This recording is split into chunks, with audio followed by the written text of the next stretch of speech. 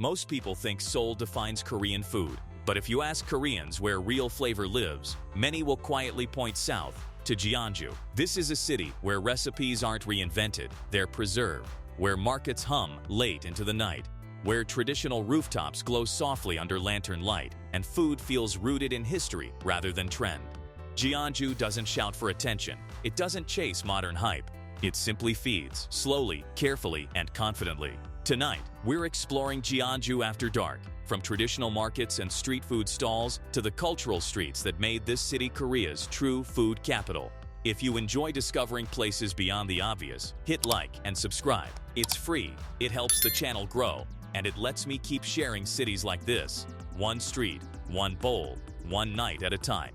Nambu Market, where Jeonju gathers after sunset. As the evening air cools and the Hanok rooftops fade into shadow, the heart of Jeonju slowly shifts toward one place, Nambu Market. By day, it's a traditional wet market, but after sunset, portable stalls roll into place, lights flicker on, and the narrow lanes begin to hum. Steam rises from metal pots into the crisp night air, wrapping the market in a soft glow. Food here isn't flashy, it's foundational. Skewers of fish cake simmer in light broth, gently swaying as vendors ladle soup into paper cups. Pancakes sizzle on wide iron griddles, edges crisping while the centers remain soft. Bowls of noodles arrive quickly, comforting and uncomplicated. Unlike bigger cities, the rhythm here feels steady. Vendors recognize familiar faces. Locals stand shoulder to shoulder without urgency. Conversations stretch as people warm their hands around cups of broth. The market feels lived in rather than performed. Families stop for late-night snacks. Students gather in small groups after classes. Older couples walk slowly through the aisles, picking up small bites before heading home. This isn't a market built for spectacle. It's built for routine. Location: Nambu Market, near Pungnamun Gate, Central Jeonju. Price range: 3,000 to 8,000 Korean won, 2 to 6 US dollars. Hanok Village Street Market, where tradition meets night food. As the lanterns begin to glow across tiled rooftops, the energy shifts toward the streets surrounding Jeonju Hanok Village. By day, this area is filled with visitors exploring wooden homes and cultural sites. But after sunset, small food stalls quietly line the outer lanes, and the village takes on a softer rhythm. Warm light spills onto stone pathways. The smell of batter hitting hot oil drifts through the air. This isn't a formal market with large banners or loud vendors. It's a scattered collection of street food stalls woven into historic streets. Skewers grill gently over charcoal. Sweet pancakes puff and brown on flat griddles. Cups of warm broth are passed hand to hand as people stroll slowly beneath traditional eaves. Unlike the tighter, enclosed feel of Nambu Market, this area feels open and atmospheric. Rooftops silhouette against the dark sky. Footsteps echo lightly on stone. Couples pause for photos, then stop for snacks. The pace is calm, almost reflective. Food here blends old and new. Traditional rice cakes sit beside modern street bites. Nothing feels rushed, nothing feels aggressive. It's street food shaped by history, not hype. This isn't a place you rush through for quantity. It's a place you wander, tasting a little at a time. Location: streets surrounding Jeonju Hanok Village, Central Jeonju. At price range: 2,000 to 7,000 Korean won, 1.50 to 5 US dollars. Seoul Market, Jeonju's everyday night market. A little further from the tourist paths, the energy becomes quieter and more practical. This is Seoul Market, a market built less for visitors and more for routine. By late afternoon, vendors begin setting up small food counters between produce stalls and seafood displays. Fluorescent lights hum softly overhead. The atmosphere isn't curated, it's lived in. Unlike the atmospheric charm of Hanok Village, Seoul Market feels functional. Stainless steel tables line the edges of narrow walkways. Plastic stools sit tucked beneath counters. Regulars arrive with purpose, not cameras.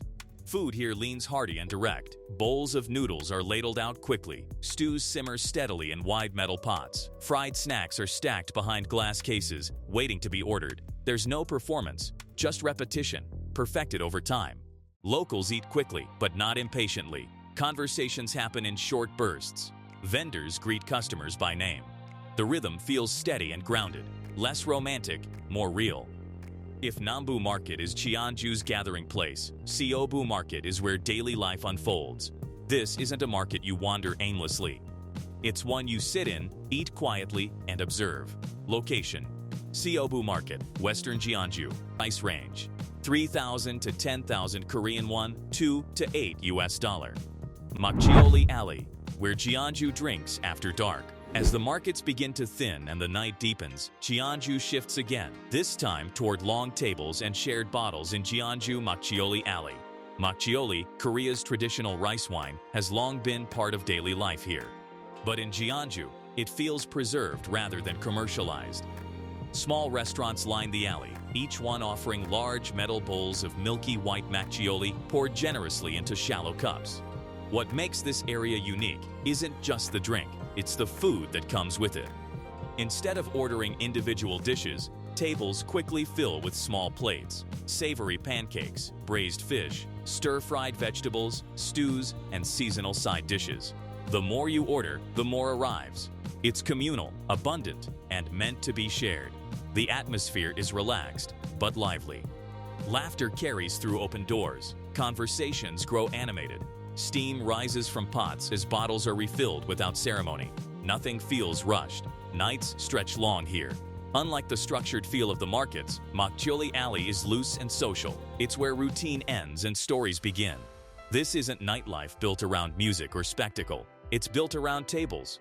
Location: Makgeolli Alley, also known as Makgeolli Town, Central Jeonju. Price range: 15,000 to 30,000 Korean won, 11 to 23 US dollars. Hanok Village at night, where Jeonju slows down. Just a short walk from the energy of Makgeolli Alley, the city exhales.